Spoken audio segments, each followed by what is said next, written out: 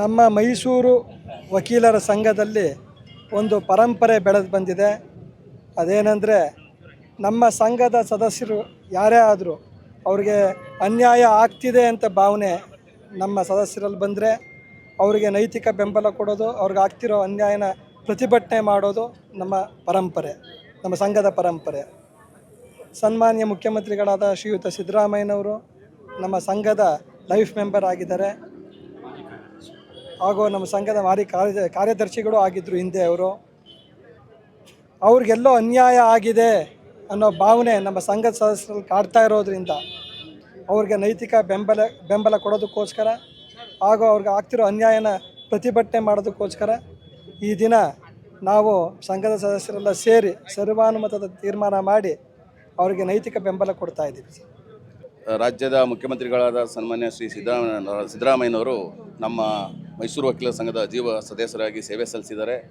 ಜೊತೆಗೆ ಅವರು ಕಾರ್ಯದರ್ಶಿಯಾಗಿಯೂ ಸಹ ಸೇವೆ ಸಲ್ಲಿಸಿದ್ದಾರೆ.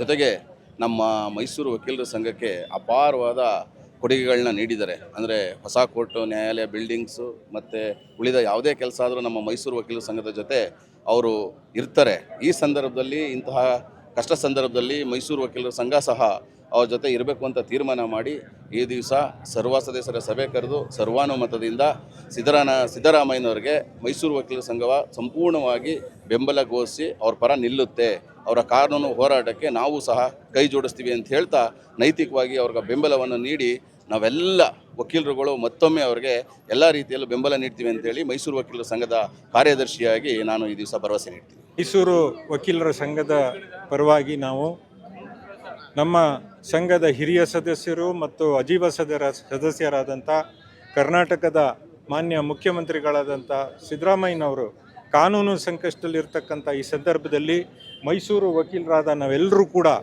ಏನು ಆ ಸಂಕಷ್ಟ ಅನ್ನೋದನ್ನು ಪರಾಮರ್ಶೆ ಮಾಡಿ ದಾಖಲೆಗಳನ್ನು ನೋಡಿ ಮತ್ತು ರಾಜ್ಯಪಾಲರು ನೀಡಿರ್ತಕ್ಕಂಥ ಏನೋ ಒಂದು ಸ್ಯಾಂಕ್ಷನ್ ಇದೆ ಅದನ್ನೆಲ್ಲ ನಾವೆಲ್ಲರೂ ವಕೀಲರು ಪರಾಮರ್ಶೆ ಮಾಡಿದ ನಂತರ ಆ ಏನು ಸ್ಯಾಂಕ್ಷನ್ ಕೊಟ್ಟಿದ್ದಾರೆ ಅದು ಕಾನೂನ ಬಾಹಿರ ಅಂತಕ್ಕಂಥದ್ದನ್ನು ನಾವು ಸಂಘದಲ್ಲಿ ನಿರ್ಣಯ ತಗೊಂಡು ಅದನ್ನು ಪ್ರೊಟೆಸ್ಟ್ ಮಾಡಲಿಕ್ಕೆ ಈ ದಿವಸ ನಾವು ಇಲ್ಲಿ ಸೇರಿದ್ದೇವೆ.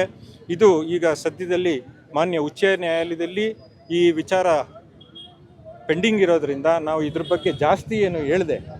ಗೌರವಾನ್ವಿತ ಗವರ್ನರ್ನವರು ಕೊಟ್ಟಿರ್ತಕ್ಕಂಥ ಏನು ಒಂದು ಸ್ಯಾಂಕ್ಷನ್ ಇದೆ ಅದು ಕಾನೂನು ಬಾಹಿರ ಅಂತಕ್ಕಂಥದ್ದು ನಮ್ಮ ವಕೀಲರ ಸಂಘದ ನಿರ್ಧಾರವನ್ನು ಈ ಸಂದರ್ಭದಲ್ಲಿ ಹೇಳಲಿಕ್ಕೆ ಇಚ್ಛೆ ಪಡ್ತೇವೆ.